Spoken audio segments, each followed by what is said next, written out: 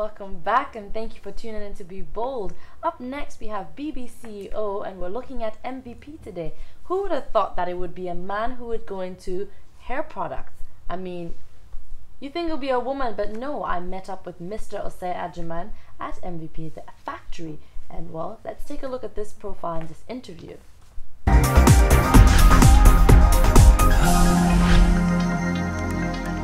Founded in 1998 by Sandy Osei Agyemang, SLID Industries Limited is a hair and skincare manufacturing and distribution company incorporated right here in Ghana.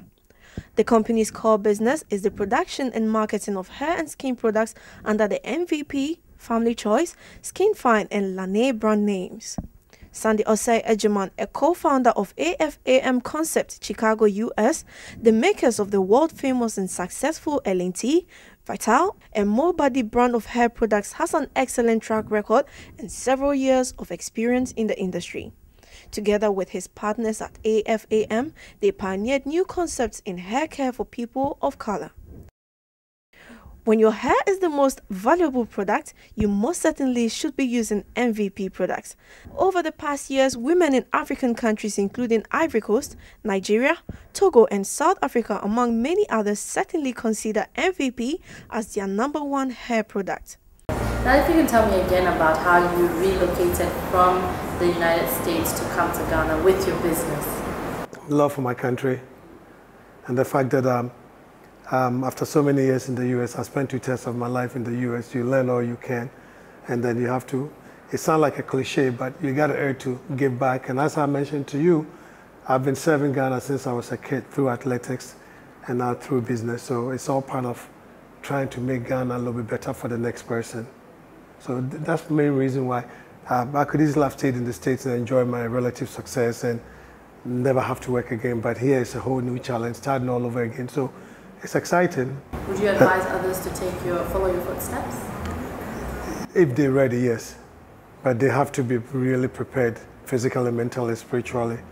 And they have to know that it's going to be a long journey. And then they have to know that it will test everything that they have. It will test their resources.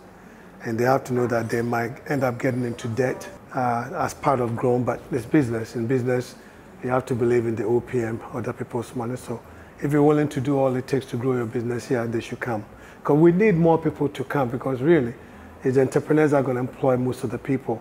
And I've always believed that we need to win ourselves from the government job, because the government doesn't fire people. Even if they don't perform, they still keep them there, which is not efficient, and it makes productivity go back. So in the private sector, if you don't do well, you'll be fired. So the more of us, more people we can shift from the public sector to the private sector, the better it is for the country.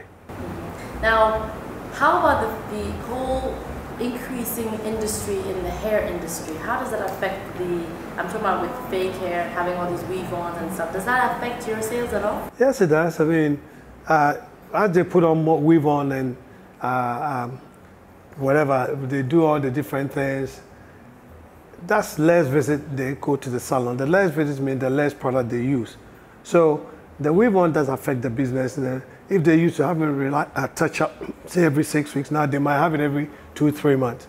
But also, it's also an opportunity too, because the weave-on also have to be maintained. So you have to balance the two.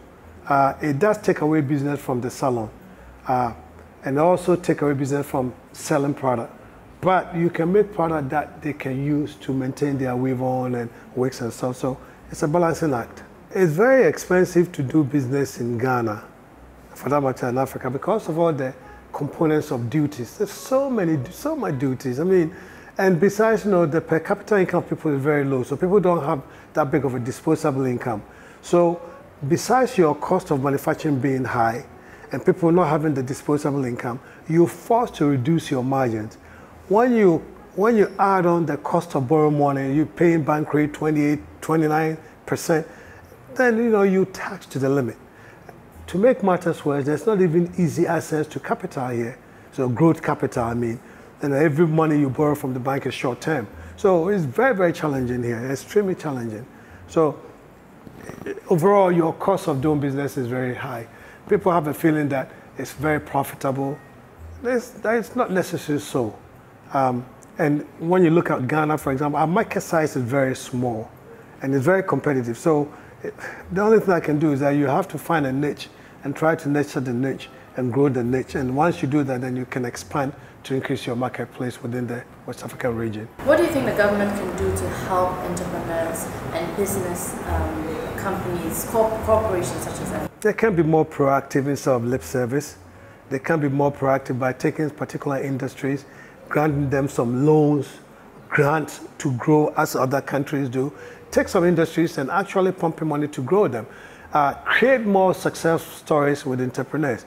And find a way to minimize the taxes, or spread the taxes so the business people are not taxed so much. I mean, because we have a lower tax base, most of the burden falls on business people. And that's not good, because then it dissuades us from expanding. You don't have the resources to be able to expand, employ more people. So the government can do more by being more proactive, by being more supportive, by making access to grant money or capital easy, and also trying to take politics out of the whole equation. Because I think it's become too partisan, and it's not good for business. It should be, business people should be independent and do their job, and they should get the support regardless of who is in power. But the way things are in Ghana is very difficult now. Everything is this or that. So the government can help pick up some industries. Now I know that the manufacturing industry is down now. Why can't we pick up some light manufacturing and grow them? If they take the haircare industry, why can't take the haircare industry? Because haircare industry comprises a lot.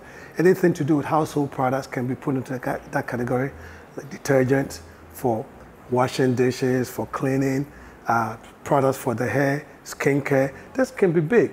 We spend a lot of money importing products from China, US, Britain, France to Ghana. That's a lot of foreign exchange that we lose. Why can't we get some of our local manufacturers to do this and quality-wise so that the money stays here? Because I'm a strong believer that the money should stay right in Ghana. And if the Ghanaians will support their local brand with good quality, then we'll be making progress. But as it is now, it's very challenging. Most importantly, to all you entrepreneurs out there, or budding entrepreneurs who want to change Ghana through your business actions, be bold. As part of our mission to educate their customers, who are mostly hairdressers of salons, before the average individual, MVP organizes hair shows to educate hairdressers from all over Africa on how to use their hair products. Be Bold chanced up on one of these sessions and got a chance to interview a group all the way from Nigeria. Wow, it's really interesting. Coming to Ghana is like an eye-opener to me. I see a lot of things, and coming here is really great. I'm really impressed. Now, what do you think of the MVP product? Is this something you're going to use as a hairdresser? Yes, I will use it, because showing us everything regarding the product really impresses me, and especially some of the new things, some of the new products that is not common. I really want to know MVP and use it and see how it works. As a young person in Nigeria, the fact that MVP has brought you down here to show you about these things, what are your thoughts on that? My thoughts, I would like to come back to Ghana. So I would like to work with MVP company, so that would be great too. Now, how is it like being a hairdresser in Nigeria? As a young person, what are some of the challenges you face? The only challenge we face in Nigeria is just the electric, the NEPA aspect of it. The night is always a problem. That's just the challenge there. And I believe that by the time times goes on, that things will be better. Spending a day with these trainees showed how determined MVP was to give the youth a chance for unemployment through their initiative to educate and train these young hairdressers. They were truly excited and wanted to give one important message.